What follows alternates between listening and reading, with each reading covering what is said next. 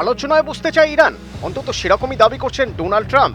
11 তারিখ মার্কিন president Donald Trump বলেন, বিক্ষোভকারীদের বিরুদ্ধে রক্তক্ষয়ী দমন অভিযানের জেরে ইরানের ওপর হামলার হুমকি দেওয়ার পর তেহরান আলোচনার প্রস্তাব দিয়েছে।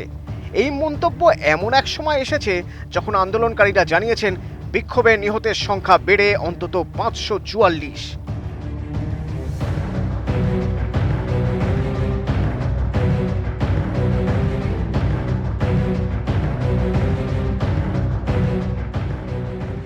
হোয়াইট হাউস সূত্রে জানা যাচ্ছে, ট্রাম্প এবং তার জাতীয় নিরাপত্তা দল ইরানের বিরুদ্ধে সম্ভাব্য বিভিন্ন প্রতিক্রিয়া বিবেচনা করছেন।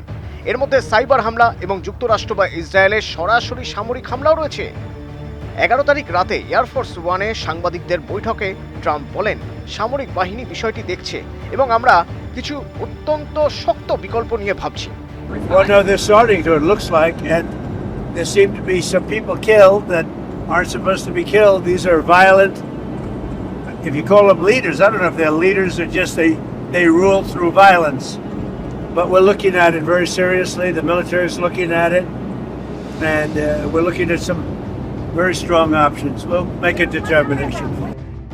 ইরানের প্রতিশোধের হুমকি সম্পর্কে জানতে চাইলে তিনি বলেন, যদি তারা সেটা করে তাহলে আমেরিকা তাদের এমন আঘাত করবে যা তারা ভাবতেও পারবে না। এর আগে এরকম কখনো হয়নি। ট্রাম্প আরও বলেন, তার প্রশাসন তেহরানের সঙ্গে একটি বৈঠক আয়োজনের বিষয়ে আলোচনা করছে। তবে একই সঙ্গে তিনি সতর্ক করে দেন, ইরানে যেভাবে হতাহতের সংখ্যা বাড়ছে এবং সরকার বিক্ষোভকারীদের যেভাবে গ্রেপ্তার করে চলেছে, তাতে আগে থেকে কোনো পদক্ষেপ করতে হতে পারে।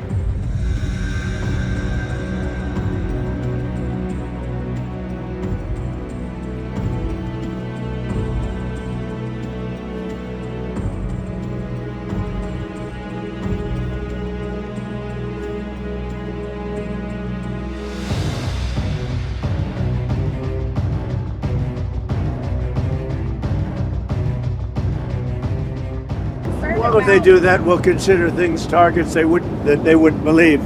If they do that, we will hit them at levels that they've never been hit before. They won't even believe it. I have options that are so strong. So, I mean, if they did that, it'll be met with a very, very powerful force.